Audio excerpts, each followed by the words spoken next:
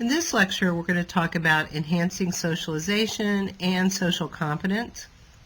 And many of these ideas also involve conversation and language, so really the communication and the social communication all should be viewed as integrative messages.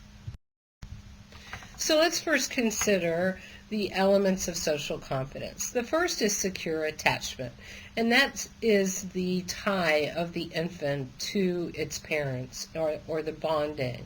So if a baby falls, he reaches out to be comforted by his parents, by the adult. If a stranger comes into the room, the infant or toddler will run to its mom or run to a familiar person to be kept safe, basically. Then we have instrumental social learning, and that is a social act to get some kind of social end. I do something to get something. I point to get a toy. I whine to get a cookie. I follow rules to get a reward. I play checkers so I can win. So it's to doing something to get something else. And then lastly, we have the experience sharing relationships. And those are those things that make friendships. So if we're both going to the movies, it's more fun to be with my friend than by myself. Even though we may not talk in the movie, I'm sharing that relationship and that experience together. Consoling a friend after losing a game because I know they don't feel good at that point.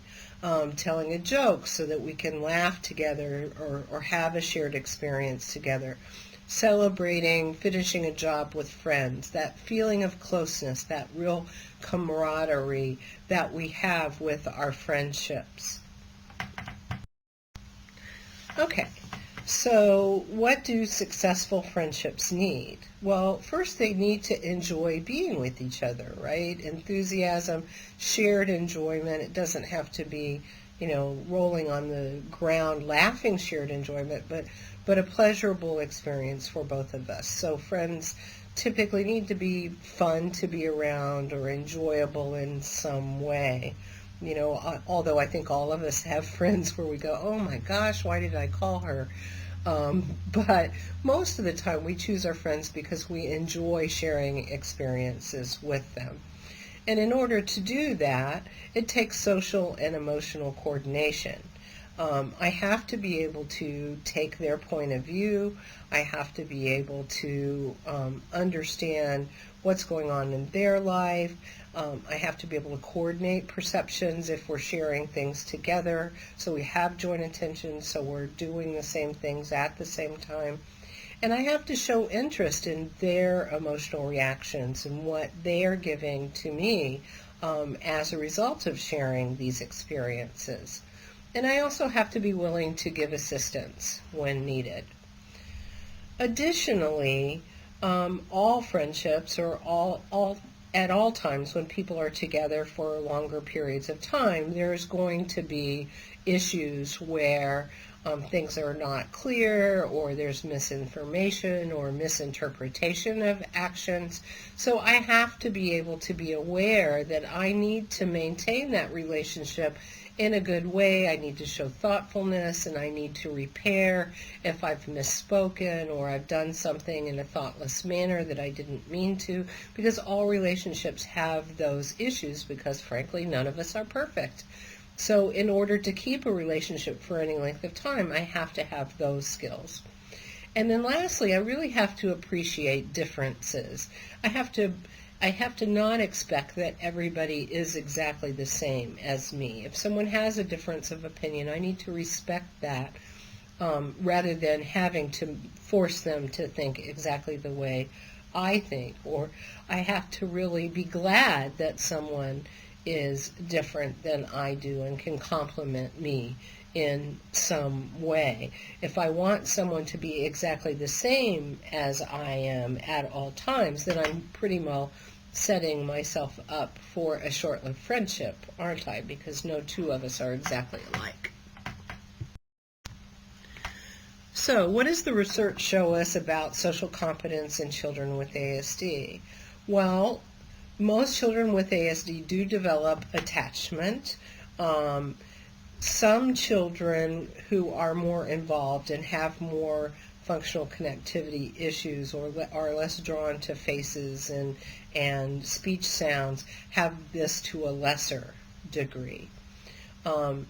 Instrumental skills are also developed, especially in children with high-functioning autism and Asperger's, but they are developed kind of on a continuum. With many children with autism, we have to teach those instrumental social skills. But children with high-functioning autism basically are the same as typical counterparts.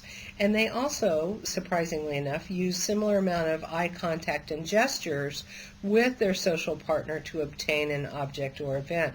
So what that means is when they're doing something to get something, their eye contact and gestures look similar to children who are typically developing, but not in other ways, not in sharing information and clarification and repair and all those other kinds of functions that we've talked about.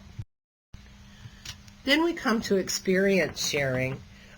This is where experience sharing is where children with ASD kind of fall off. They fail to develop experience sharing, which can be evident as early as 12 months of age in their lack of a joint attention. And because of that, because they don't have those social pulls, they begin to develop non-social passions and become less socially engaged. So they're drawn to things that are not social. So therefore, they're going to look at their peers less, they're going to monitor what they're doing less, they're going to observe other peer behavior less.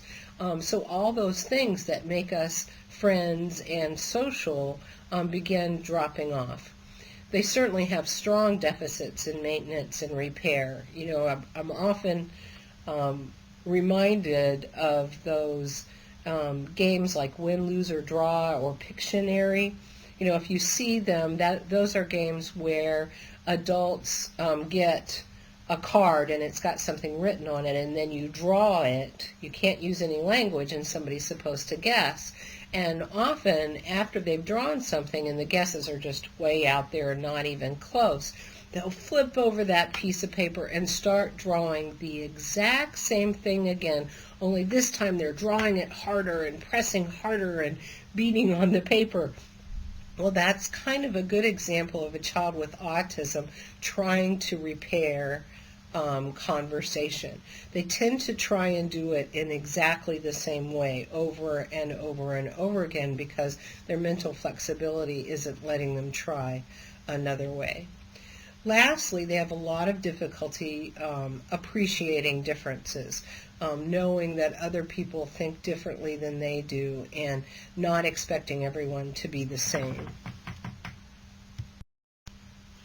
So let's look at 3 cognitive characteristics that really influence social and academic competence. And I think all of these cognitive characteristics really stem from the lack of functional connectivity, but these are behavioral characteristics that we see in children, often see in children with autism.